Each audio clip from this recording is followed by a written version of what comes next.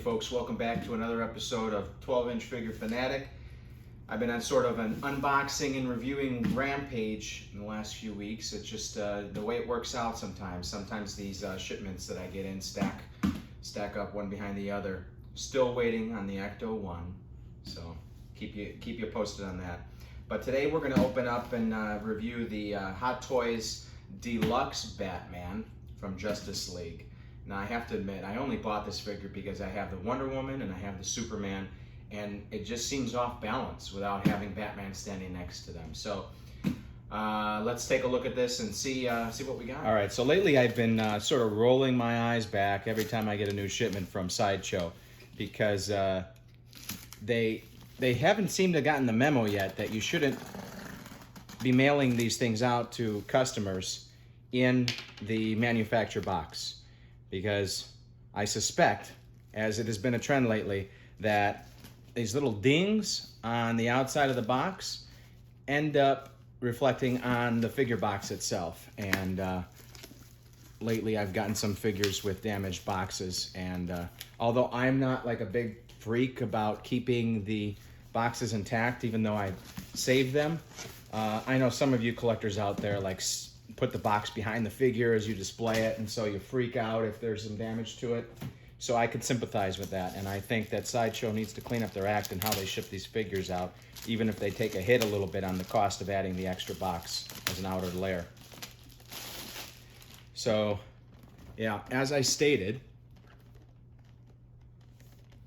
so see that corner there's a little damaged. Looks like the others are intact, but yeah, some of you would freak out over that, and justifiably so. So just be informed of that if you order directly from Sideshow, that's how they ship their figures out. So as I said, I only got this figure because it goes along with the Wonder Woman and Superman. Standard box, no big deal. Now, as far as I can gather, I didn't do too much background research, but the only difference between this and the first edition figure that came out is the base that it comes with. It's like a deluxe base, and maybe, just maybe, the rifle that it comes with as well. But I think it may be that rifle came with the first one. So it seems like Hot Toys is getting kind of desperate. They're running out of Iron Man figures to come out with. I think they're on mark 150 now, and they're running out of ideas on how to make different Iron Man, so they're just kind of reviving some of these other figures. Like, I can't keep track of how many like revisitations they've done of Star Wars figures now. There's like 10 Luke Skywalkers, there's like 5, 6 Darth Vaders. It's just getting kind of ridiculous. So all right, so here's the rifle right off the bat, and looks like a Batman version of an iPhone. So it's magnetic. We'll see what that's about. I don't know. Rifle, it's a solid piece. It's kind of flexible, and it would have been nice if it had some illumination to it, but it doesn't. I don't know. It's kind of cool looking.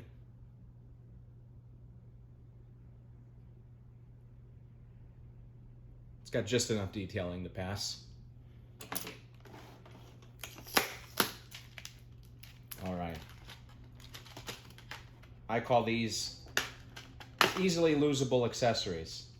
These are definitely micro size. So you've got the batarangs.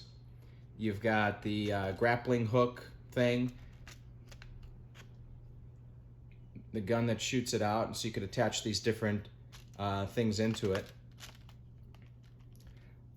You got that one right here. I gotta watch the movies again. I saw the Justice League movies one time each, so I gotta revisit that a little bit and refresh my memory on how these things function. But so these are like wireframe, bended wire. So kind of like I guess if you want to do like a freeze frame of this starting to shoot out, or if you want to do it fully extended out as it's shooting out of the gun, the grappling hook. So I like how you have these options here. That's pretty nice.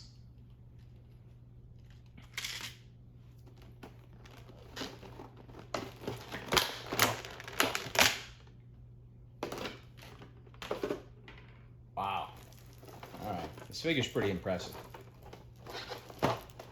As usual, they tuck the cape in behind the plastic of the figure so that it preserves the cape without it wrinkling.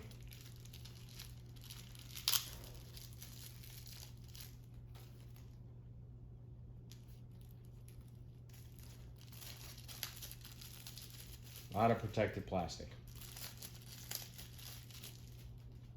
I don't know, some of you guys in maybe humid climates or extra dry climates even, I don't know, got to put in the notes below if you guys have experienced any damage to your figures as a result of the weather in your areas with some of these rubberized suits and stuff like that. I know there was a big issue back in the day with, God, I forgot what it was called, but the bad guy in RoboCop, that big machine thing,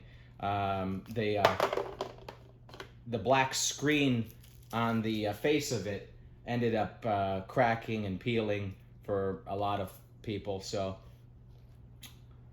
I don't know if Hot Toys has paid attention to the materials that they use a little bit better so that that doesn't happen. So this figure is just outstanding. I definitely don't regret getting it now because the detail's amazing. If I pose this right and adjust the lighting properly, like this is photorealistic. Like it just looks like the real deal miniaturized.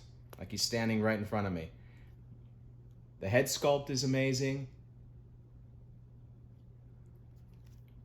The detail on the rubber suit is amazing.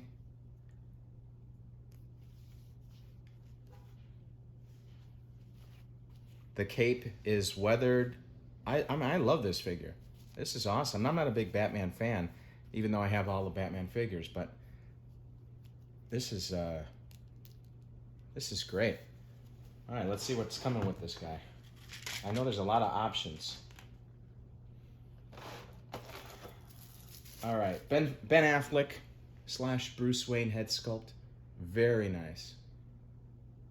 I mean, one thing you could always trust with Hot Toys is that the figure, when it comes out, it looks just like the manufacturer photos when they announce the figure. They don't disappoint when it comes to that. This is just fantastic.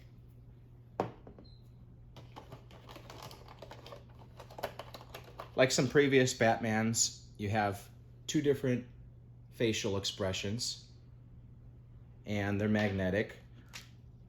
So you just go in there like that. Switch that out. This is his O face. Or there's his angry face. I think all of them are just angry faces. I don't know. I prefer the sad face. You have 6 different sets of hands,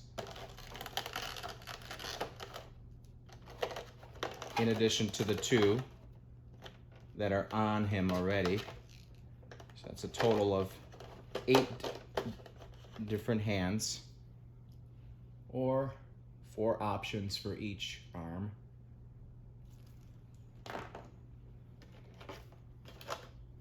And it looks like you could actually change the eyes too. So you could, looks like one's turning left, one's turning right, and the other one's straight forward. So let's see how this works now. Oh my goodness. I'm gonna have to read the instructions on how to change the eyes. Hold on just a second, folks. Okay, so I found out how it works with the eyes. Like there's this tool that it came with, and it's kind of awkward to slip it in there, but you've got to like put one of the eyes on the ends. So let's take the forward-looking eyes again, and you insert it on the tool, and then you just kind of shove it in there.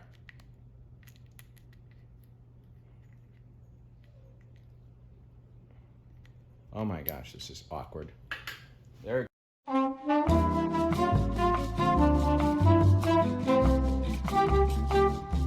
right, let's try this again.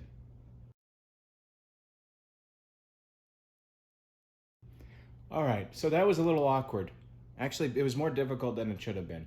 So you have to just kind of slip it underneath the mask and push it in with the tool, and it kind of pushes the mouthpiece forward. So you got to adjust that, but it slips in there pretty nicely.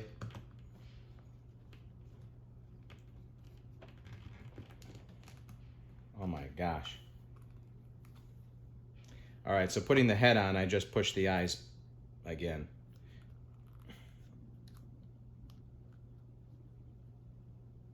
Okay, I think I got it now.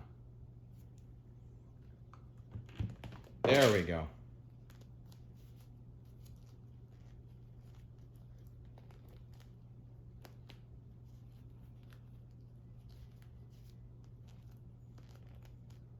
Okay, I regret trying to do that. That was a mess. So here's the instructions for the thing. Like we talked about, there's a few options for the grapple gun. And it looks like that communicator fits on the arm magnetically. Well, where's that thing?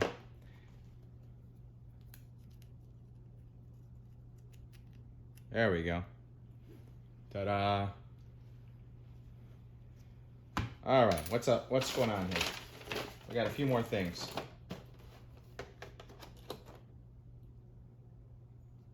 An extra piece here. That's for if you put the Bruce Wayne head on.